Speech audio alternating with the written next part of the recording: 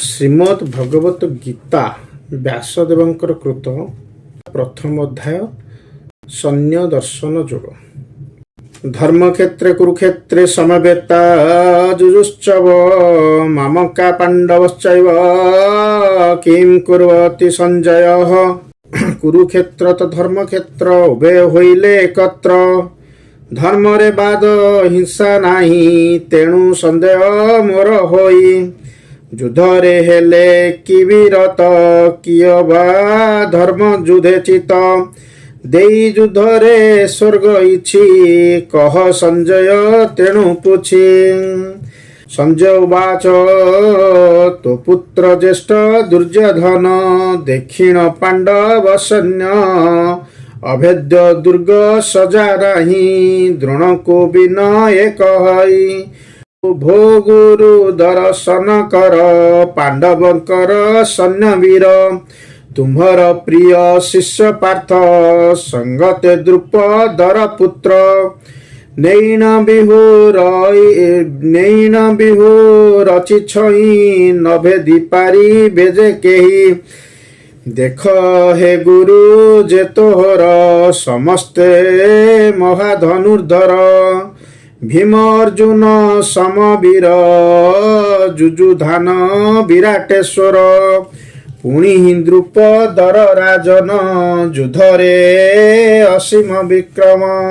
ଧୃଷ୍ଟକେତୁ ଯେ ଚେକିତାନ ଆବର କାଶୀର ରାଜନ।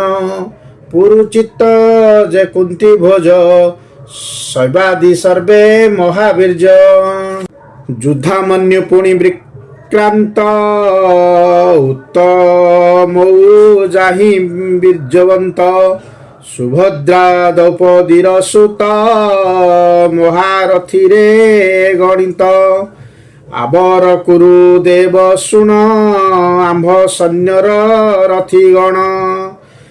ଯେମାନେ ମହାଧନୁର୍ଦ୍ଧାରୀ କହୁଛି ନାମ ତାହାଙ୍କରି। ଆପଣା ଭୀଷ୍ମ ମହାରଥ କର୍ଣ୍ଣ ବିକର୍ଣ୍ଣ ସୋମଦତ୍ତ। ଜୟଦ୍ରଥ ଯେ ଅଶ୍ୱତ୍ଥମା କୃପାଦି ଅସୀମ ବିକ୍ରମା। ପୁଣି ଅନେକ ନୃପବର ପ୍ରାଣର ମାୟା କରି ଦୂର। ଯୁଦ୍ଧ ନିପୁଣ ବୀରମାନେ ଅଛନ୍ତି ମଙ୍ଗଳ କାରଣେ। ମହାରଥୀରେ ଗଣ୍ୟ ସର୍ବେ ଶଙ୍କା କରଇ ସୁରଦେବ। ରଣ ପଣ୍ଡିତ ମହାବଳ ଭୀଷ୍ମେ ରକ୍ଷିତ ମୋର ଜଳ। ପାଣ୍ଡବ ସୈନ୍ୟ ଅଳ୍ପ ମାତ୍ର ଭୀମରେ ହୁଅଇ ରକ୍ଷିତ। ତେଣୁ ହେ ଗୁରୁ ମୋର ବିହୁରେ ଦୃଢ଼େ ଆବରି ରୁହ ଦ୍ୱାରେ। ଆପଣ ଭୀଷ୍ମ ମହାରଥ କର୍ଣ୍ଣ ବିକର୍ଣ୍ଣ ସୋମଦତ୍ତ। ଜୟଦ୍ରଥ ଯେ ଅଶ୍ୱତ୍ଥମା କୃପାଦି ଅସୀମ ବିକ୍ରମା। ପୁଣି ଅନେକ ନୃପବର ପ୍ରାଣର ମାୟା କରି ଦୂର। ଯୁଦ୍ଧ ନିପୁଣ ବୀରମାନେ ଅଛନ୍ତି ମଙ୍ଗଳ କାରଣେ।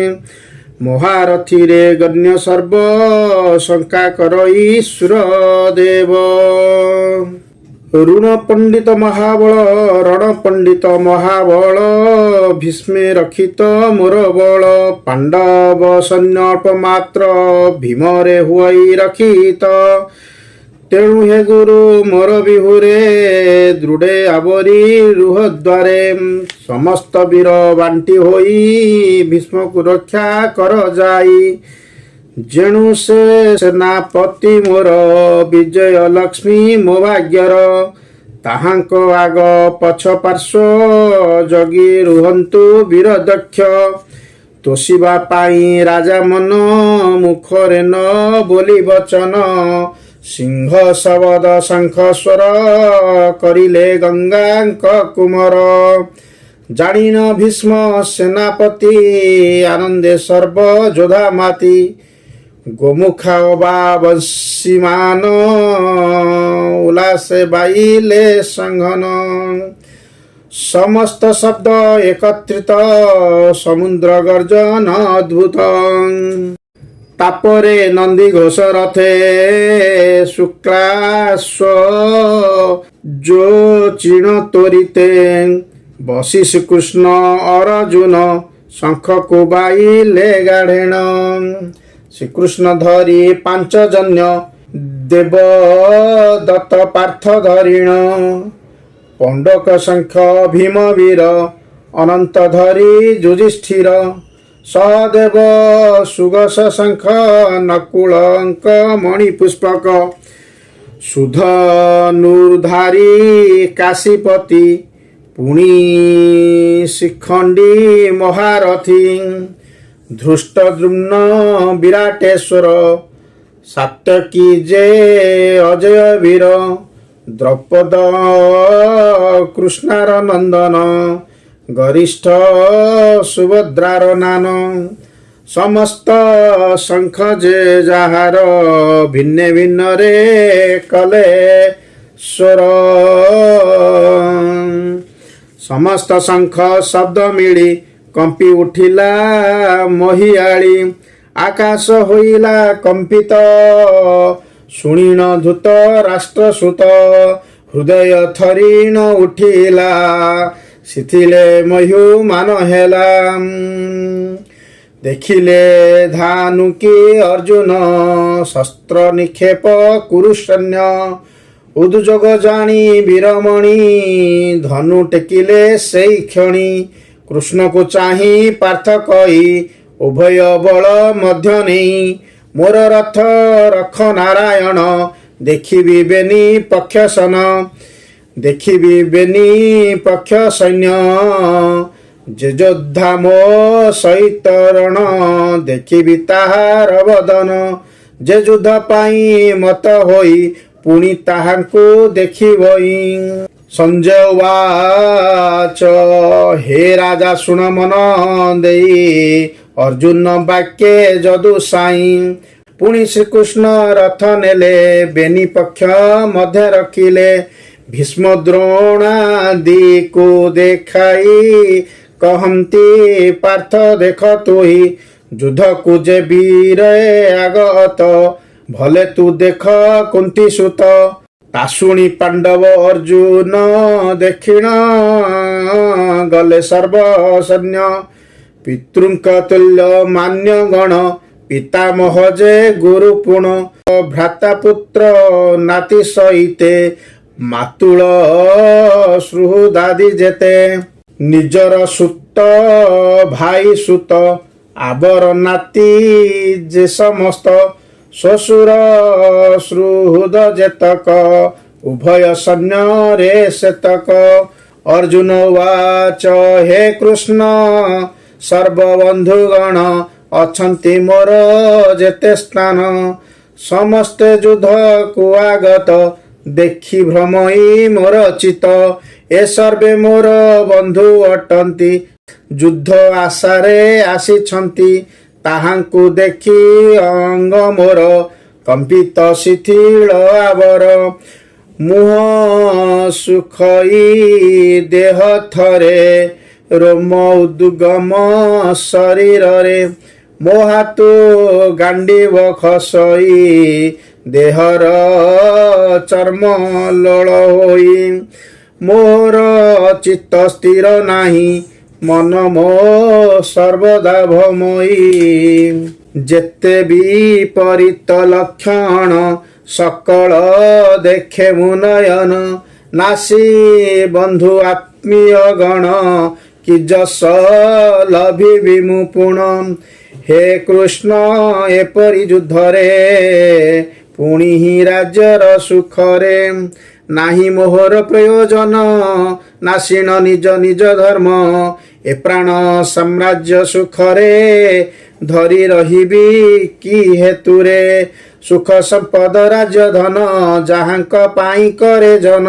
ସେମାନେ ଏରଣ ଆଗତ ପ୍ରାଣର ମାୟା କରି ତ୍ୟକ୍ତ। ଶିକ୍ଷା ଗୁରୁ ଯେ ପିତାମହ ପିତା ଭ୍ରାତାଦି ସମୁଦାୟ। ପୁତ୍ର ନାତି ମାମୁ ଶ୍ୱଶୁର ଶାଳକ ଆତ୍ମୀୟ ସକଳ। ସେମାନେ ଏ ସଂଗ୍ରାମ ସ୍ଥାନେ ଅଛନ୍ତି ପ୍ରାଣ ବିସର୍ଜନେ।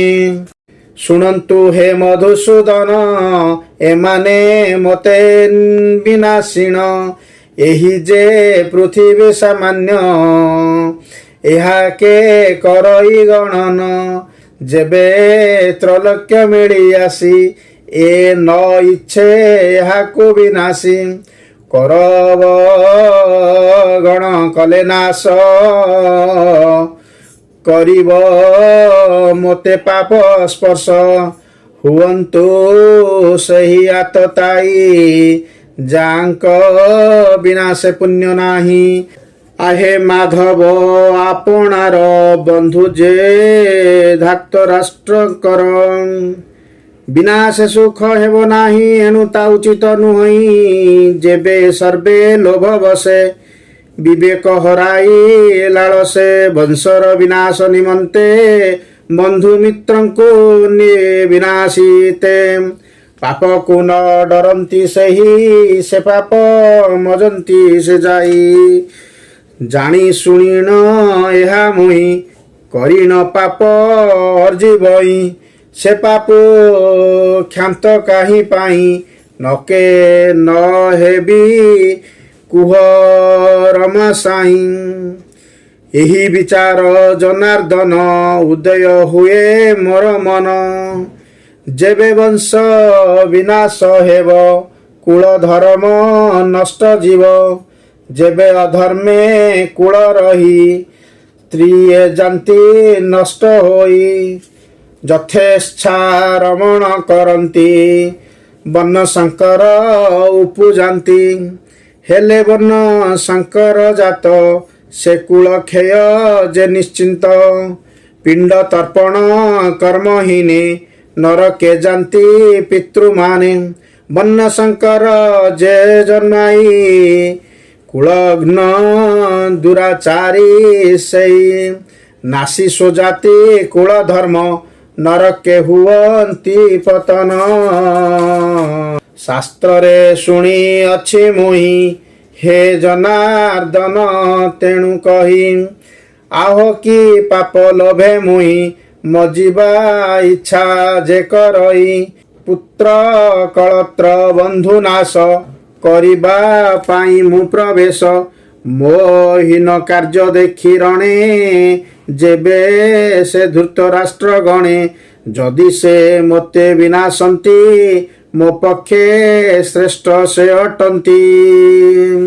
ସଞ୍ଜୟ ଉବାଚ ଅତ୍ୟନ୍ତ ଶୋକେ ପାର୍ଥ ବୀର ବସିଣ ରଥର ଉପର ଧନୁ ଶସ୍ତ୍ରକୁ ଛାଡ଼ି ଦେଇ ସଖାଙ୍କୁ ବଚନ କହି ହେ ସାଧୁ ଜନେ ଦୋଷ କ୍ଷମ କହେ ବାସୁଦେବ ଧମ ଇତି ଶ୍ରୀ ମହାଭାରତେ ଶ୍ରୀମଦ୍ ଭଗବତ ଗୀତା ସ୍ୱପନିଷତ୍ସୁ ବ୍ରହ୍ମ ବିଦ୍ୟାୟ ଯୋଗଶାସ୍ତ୍ରେ ଶ୍ରୀକୃଷ୍ଣ ଅର୍ଜୁନ ସମ୍ବୋଧେ ଉଭୟ ପକ୍ଷେ ସନ୍ନ୍ୟ ଦର୍ଶନେ ଅର୍ଜୁନ ବିଷାଦ ଯୋଗ କଥନେ ନାମ ପ୍ରଥମୋଧ୍ୟାୟ।